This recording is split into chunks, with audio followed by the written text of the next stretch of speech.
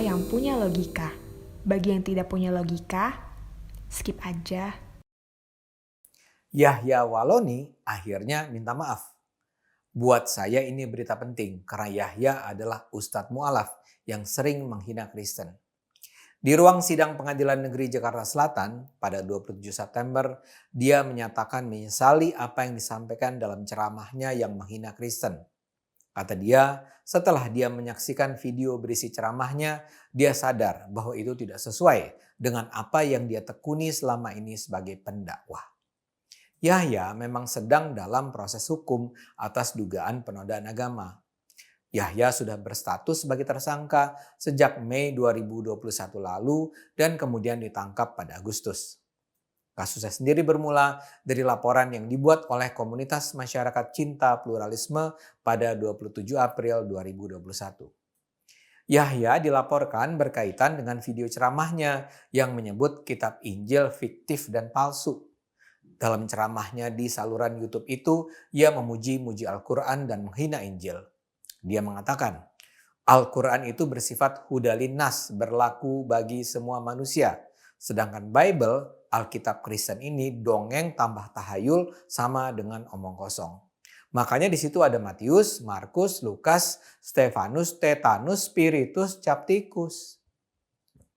Di video itu ia bahkan menyatakan tak gentar dilaporkan ke polisi karena apa yang dikatakannya adalah kebenaran. Kata Yahya, laporkan saja bila perlu ke Bareskrim Polri. Ini bukan cuma soal penistaan tapi penghancuran.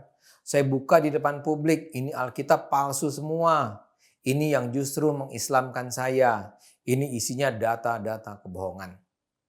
Karena kata-katanya bahwa isi Injil itu dongeng, tahayul, omong kosong, tetanus, spiritus, capticus, itulah dia dinyatakan jadi tersangka. Proses permintaan maaf ini sendiri agak unik. Pengadilan kasusnya sebenarnya belum dimulai. Yahya hadir di pengadilan karena kuasa hukumnya Abdullah Al-Katiri meminta pra-peradilan agar kasus ini tidak dilanjutkan. Tapi tiba-tiba saja Yahya menyatakan bahwa ia mencabut permohonan pra-peradilan dan dia juga memecat Abdullah sebagai kuasa hukumnya. Setelah hakim menyatakan putusan pencabutan pra-peradilan itulah Yahya minta maaf. Dalam permohonan maafnya, Yahya menyatakan sebagai orang yang tumbuh besar di lingkungan yang mengajarkan norma dan moral.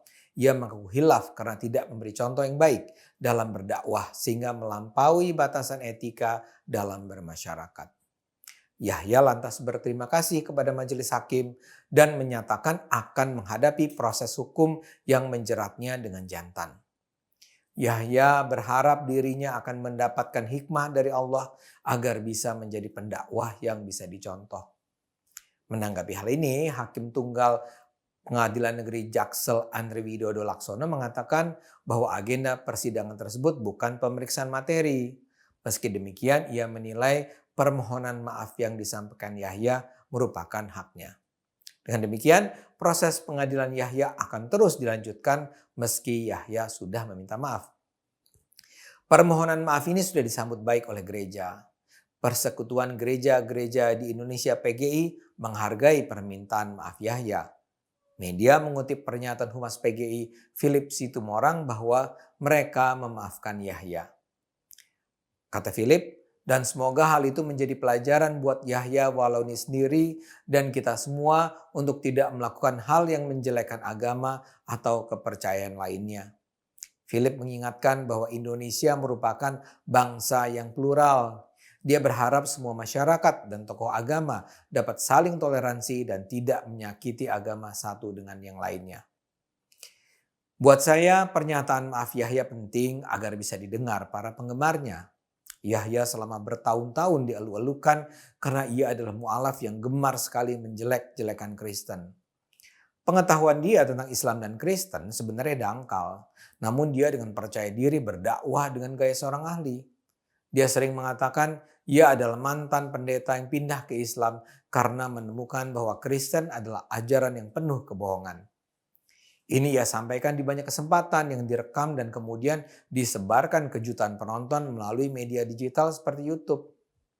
Yahya menyatakan setelah bertahun-tahun menelaah, ia berkesimpulan bahwa teori yang termuat di Alkitab Injil hampir semuanya sungsang alias terbalik.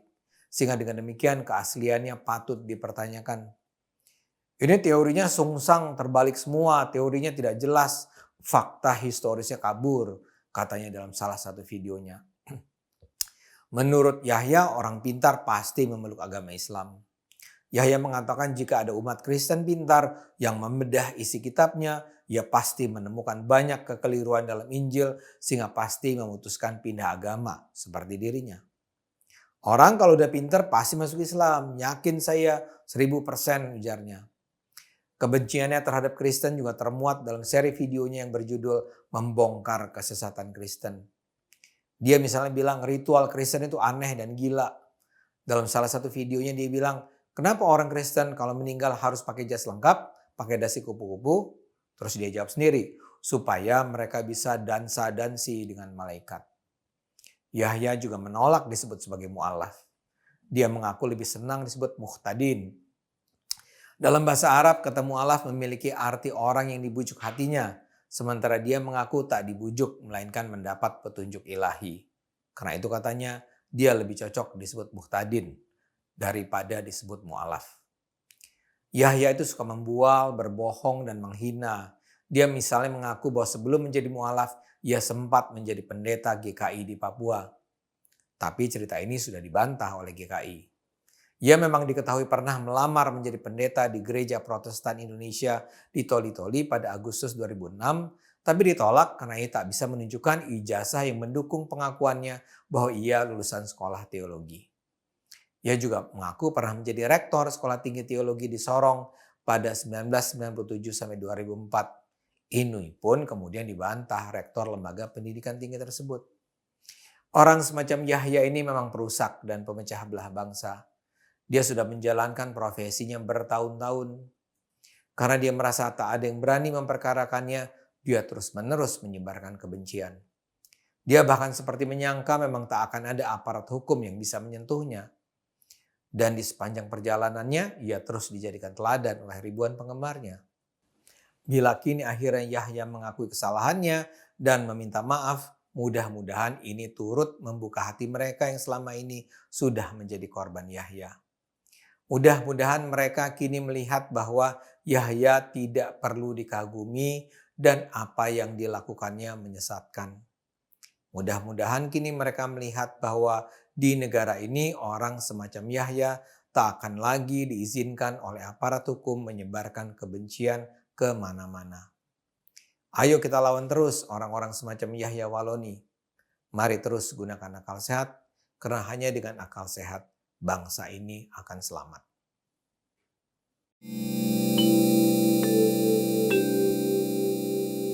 Video ini hanya untuk mereka yang punya logika. Bagi yang tidak punya logika, skip aja.